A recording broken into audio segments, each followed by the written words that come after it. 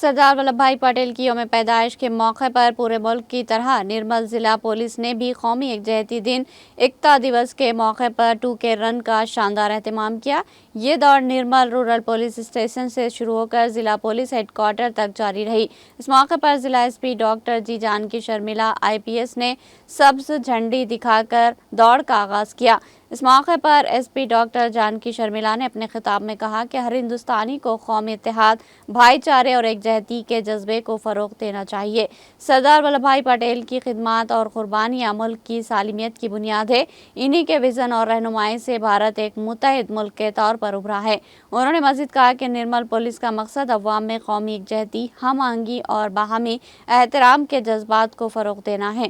اس موقع پر ASP راجیش مینا، police افسران، انسپکٹران، SIs، RIs، constables, خاتون اہلکار اور بڑی تعداد میں طلباء، نوجوان اور کھیلوں کے شائقین نے شرکت کی۔